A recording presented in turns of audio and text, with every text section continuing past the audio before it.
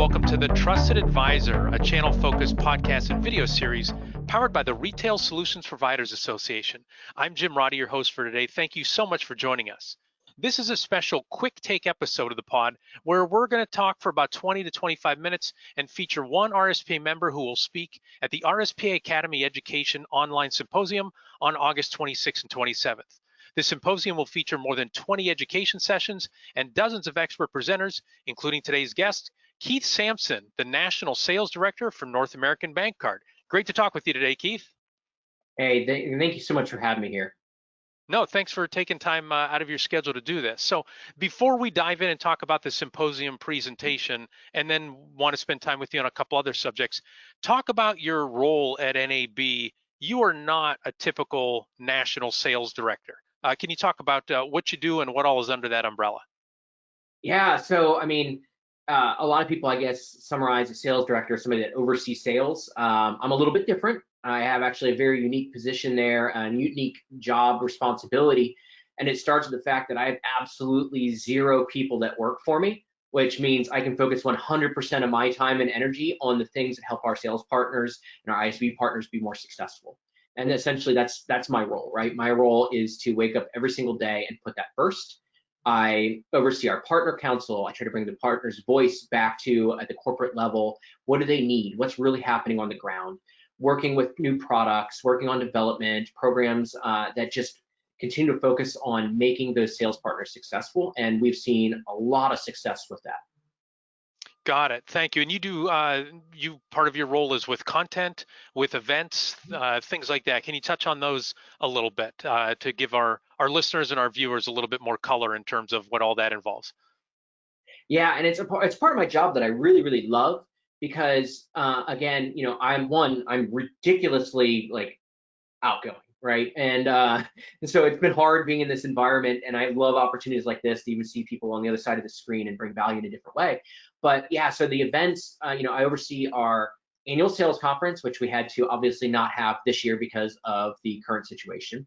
We were doing road shows. I had 10 to 12 of them scheduled throughout the month where I'd pop up in a city, and it was basically a free lunch and learn. We'd have an event, we'd market it, sales partners would come in, and we would invite some of our ISVs, some of our what I call resource partners to come and present their product. And it was a big day of education where they could have free lunch, learn a lot about products they can take back to their merchants. In fact, the most recent one we had was in Atlanta right before everything shut down. I mean, we were hanging out down there when like the NCAA tournament got canceled. And we think about it, like in that moment, like, oh my gosh, no bracket? Like, what am I gonna do this year without a bracket? And now it seems like I wish all I had to do was not have a bracket this year. You know what I mean? Right. It's just like the beginning of it, and everything seems so big. And you know, so we were down there. We had one in Atlanta. We actually had a sales partner. Him and his wife drove from Texas all the way to Atlanta for this event, which was just awesome to see the traction of these events and like how much value it's bringing to people that they took the time and energy to drive all the way from Texas to come to it. And yeah, so I mean, that was a big part of my job and still is. And you know, so we've had to pivot those. You know what I mean? Like all of a sudden, you're not going live, you're not doing the trade shows, you're not doing road shows, you're not being able to be face to face with people and bring the value that way. You know, so what do we do? Yeah.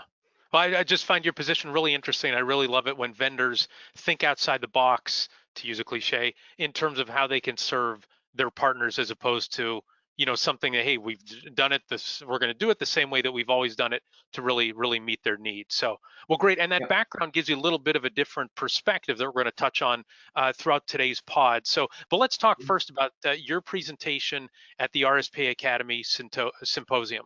Your talk is titled Enabling Customer Success with Programs Outside the Surcharge Challenge. Can you break that down for us, share some highlights, and explain why this topic is important to VARs and ISVs? Yeah, I mean, at the end of the day, you know, without getting into all the different programs that exist in the space here, we kind of talk about that in that education session. I'll go through 4 primary areas, but this entire area of allowing the merchant to profit more in a way that covers their expenses is growing leaps and bounds. I mean, it's generally one of the largest attended sessions at any of the acquirer shows or some of the other different events.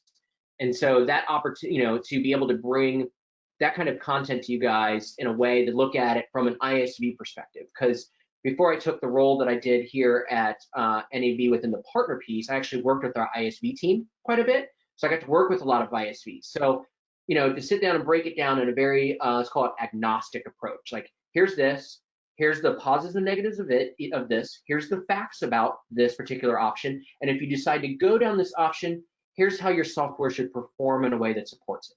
Like, that's what we're going to do in this session. We're going to go boom, boom, boom, right through it, very factual, and then tie that all into the customer experience. And, again, without giving too much away of that session, personally, I'm a huge believer in providing an absolute incredible customer experience. We live in an experience economy, and it's the difference between success and failure oftentimes.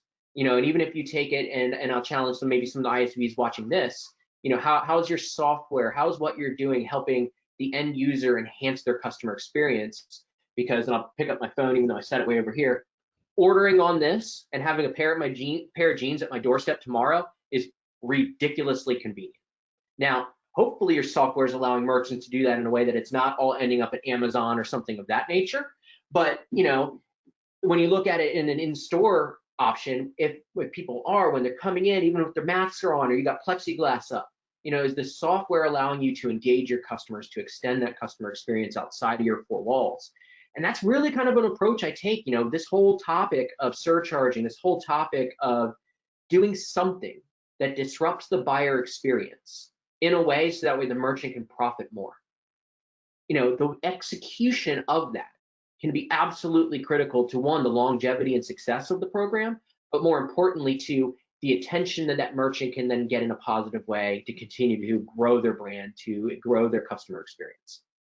Okay, well, thank you for sharing those details. I'm curious because I've heard a lot about customer experience, right, and enhancing that, and making sure the merchants end users feel like they're being treated well and an exceptional experience. But can you talk about combining that with, and it's more profitable for the merchant as well? That seems like to do both those things would be great. I mean, Jim Collins has the genius of the and, right? You don't have to do a tremendous customer experience or saving money or more profits. You can do both Yep. of those. Can you talk about how do you see ISVs threading that needle? Because it's tough enough to run a software, company. It's tough enough to add new features. Can you talk about how they achieve both those goals or what you've seen? Yeah, I mean, again, I really don't want to take too much away from the Sure. educational piece. You know what I mean? Because like if I say too much, and it like maybe throws away, throws in some of the secret sauce, so to say. But I tend to look at it this way: execution is a large part of creating a great customer experience.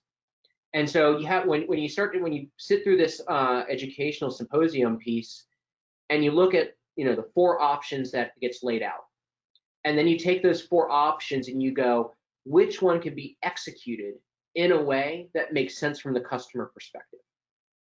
And I think that will help, and that's where the value lies for the ISVs, because the ISVs are fighting for attention just like payment processors are, just like, I mean, anybody else is trying to get new customers, right?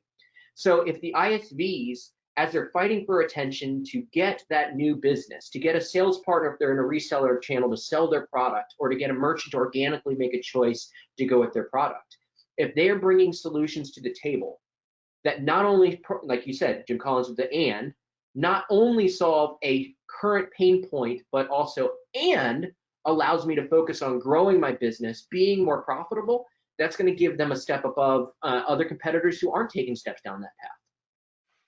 I see. Interesting. And so good. Thank you for sharing that. I won't press you anymore and have you, spill any more beans on your symposium presentation. But again, so Keith is going to be talking for 45 minutes, and so we only devoted about 5 or 6 to this right now. So there's plenty more where that came from. I will say this to ISVs who are listening, so software developer executives. Not only do we want you to register for this symposium, but also the RSPA has its own niche and startup ISV community. We have over 60 executives who are part of that. We spent last week a couple hours in 2 separate groups talking about their struggle of adding customizations and managing customer expectations and how they execute properly on that. So if you're a software developer, I want you to register. We want you to reach out to us at membership@gorspa.org, see how you can get involved in that ISV community. So, okay, let's pivot to a couple other subjects, Keith. So you play a role with social media at NAB. Mhm. We talked about how your national sales director role is different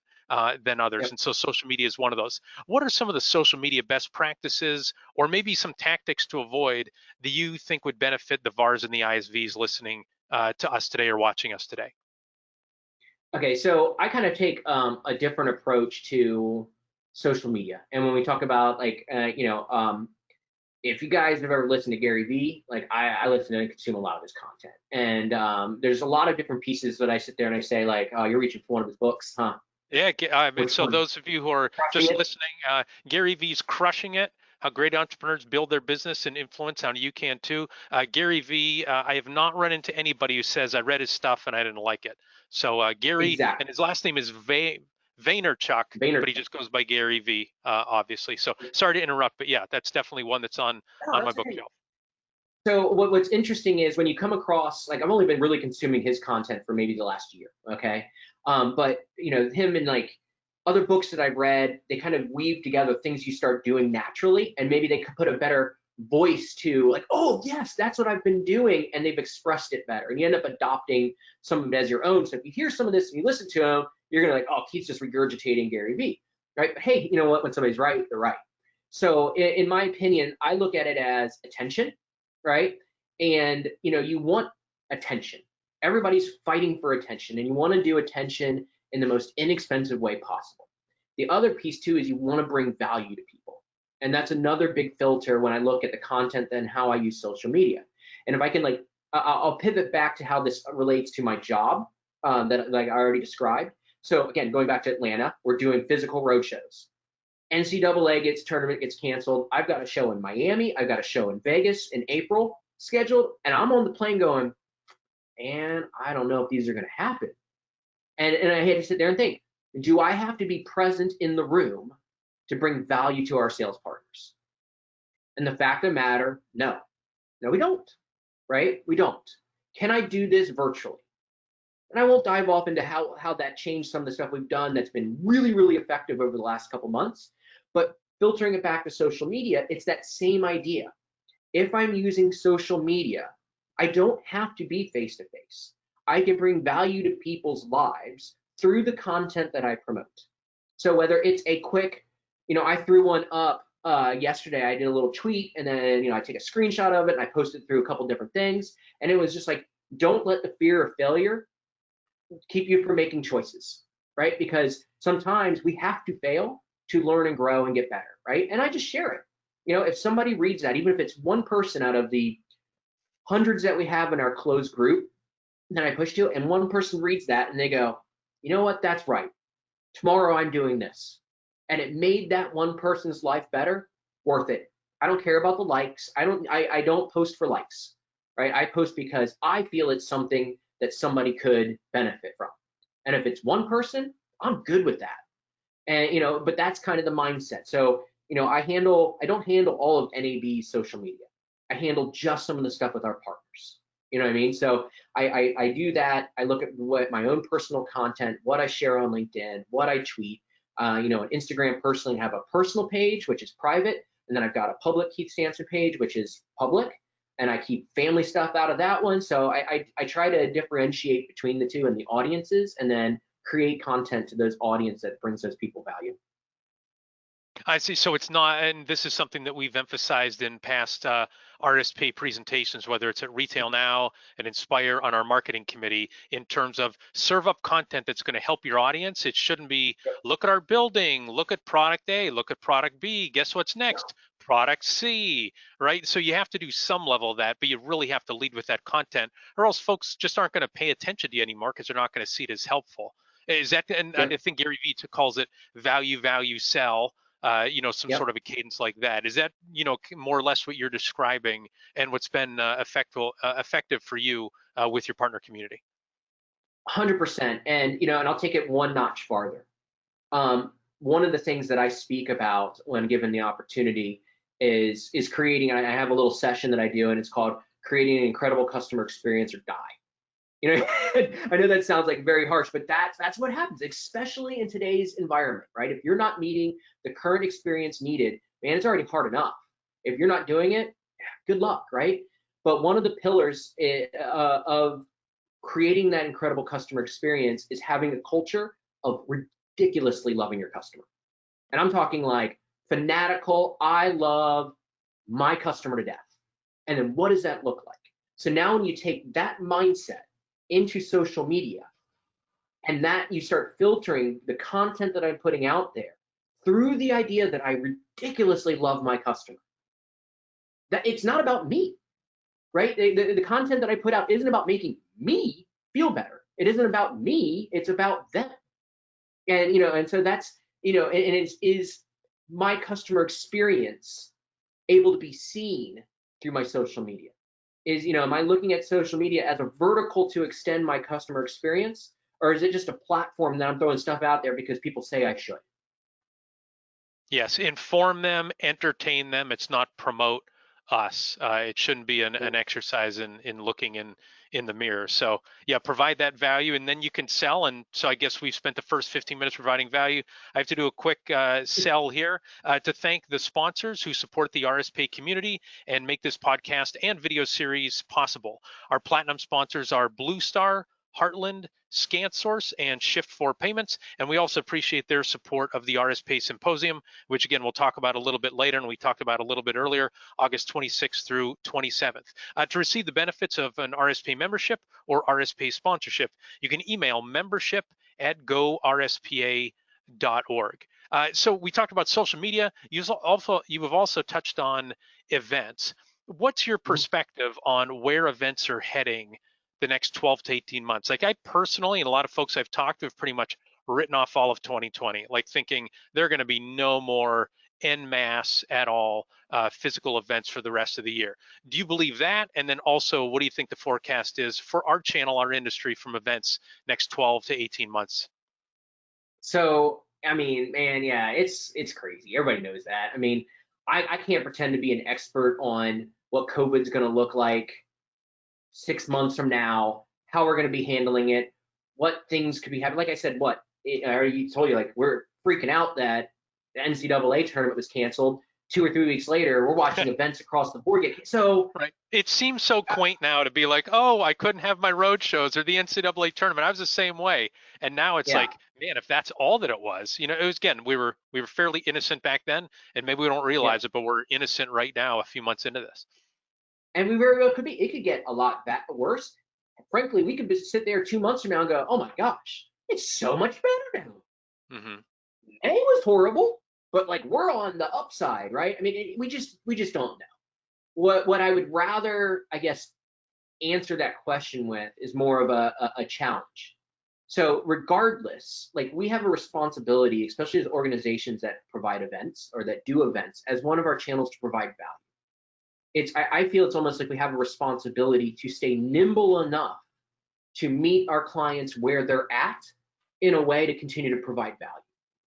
If that means, like I just did another virtual road show on Wednesday from the basement in my house, from this area right here, right? Where we had like 130 some people attend. I did in the beginning of April, like we pivoted so quickly, ended up doing the first at least in my limited knowledge or whatever, in the payments industry, we did the first virtual conference. We did it April 6th and 7th. We had 26 sessions, 16 outside companies, 2 keynote speakers, 330 attendees from my basement under quarantine.